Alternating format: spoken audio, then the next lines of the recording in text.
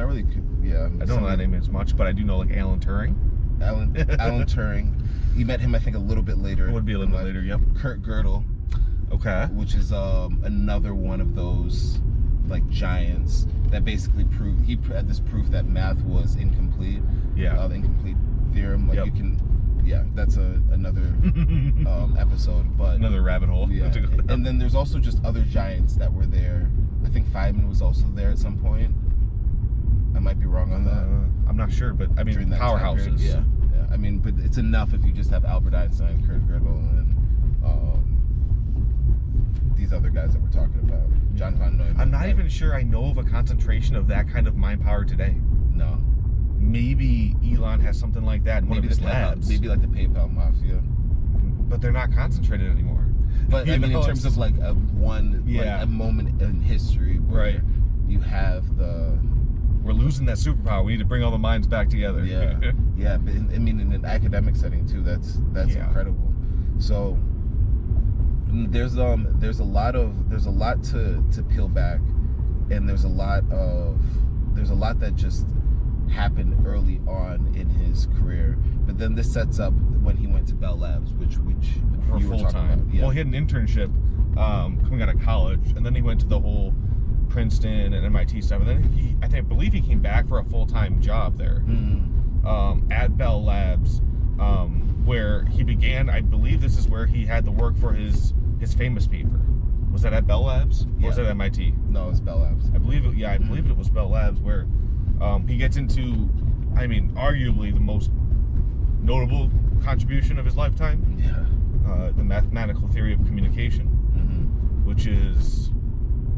It's building on top of the logic of using logic gates and electricity, and actually going from the raw bytes to information, being able to store information digitally instead of in an analog signal where you just lose it.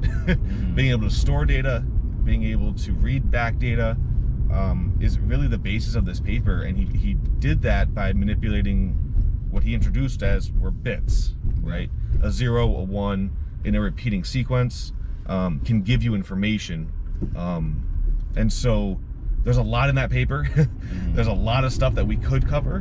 But I think the most important thing is like it sets up the foundation for all of computers and technology as we know it from, I would say, the 1940s, which was right around when he published it. Yeah. Like, that's wild. We're talking like we're in the middle of World War II, and we're publishing a paper that's going to be the genesis of everything that we have today. Yeah. Large language models, self-driving cars, cell phones, everything, an iPod. Yeah. And it was a surprisingly like fluid read for how technically impactful it was. Yeah. And so a bit, I remember you corrected me on this a while back, was the term was invented by John Tukey. Yeah, there is. Yeah, technically, the bit was before Claude Shannon. But there are some people that say a Tukey bit's different than a Claude Shannon bit. There's some people that say that. Okay, what's the difference between that? Most people would say that like a Tukey bit represented like a state of like of just a binary, whereas a Shannon bit actually holds information. Okay. Given a long enough sequence, I can actually tell you, oh, this is the color blue. Versus a different bit would just be like an on or off state. Yeah. And so it's like semantics. I think he did give credit in the paper to a previous researcher. Yeah. But it's largely accredited to Shannon. Yeah. Claude Shannon. Because he put it to work. Exactly. Yeah. And so like a bit is a binary digit, yes, no, 0, 1, on, off.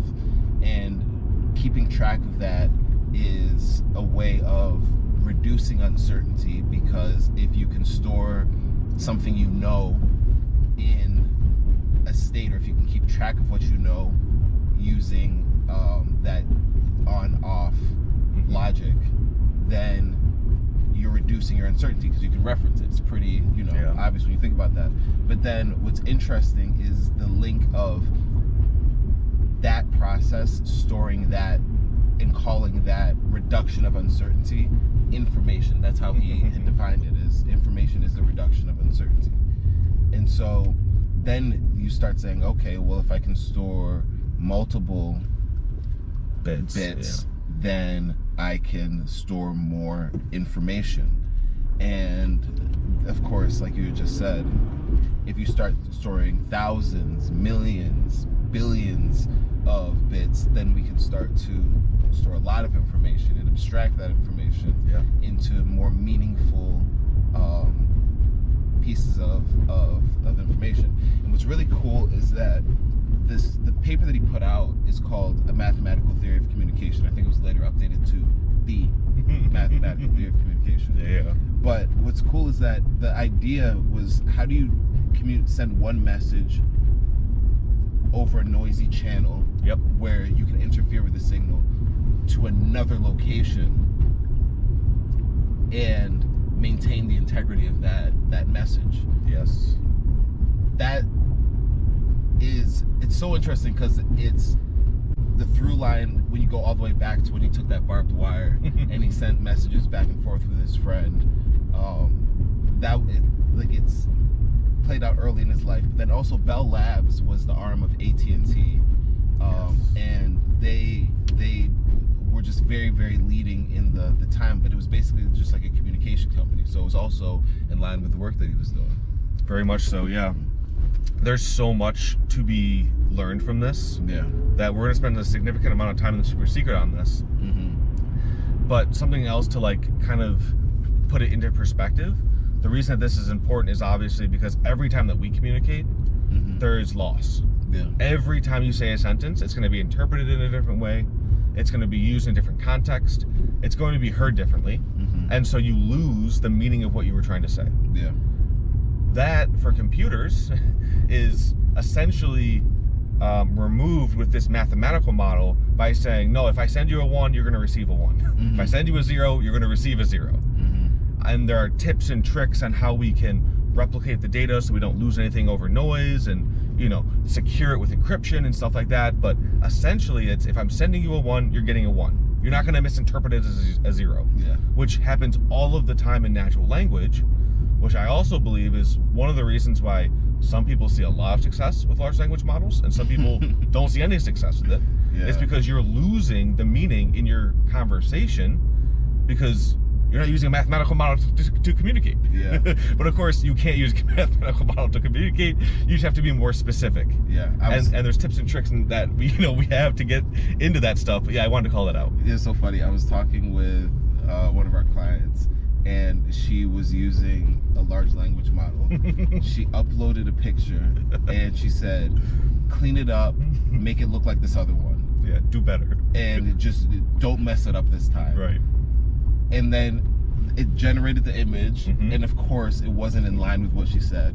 And she was like, oh my God, this thing is terrible. This thing sucks. It just can't get it right. It can get you this far, but it can't get you across the bridge.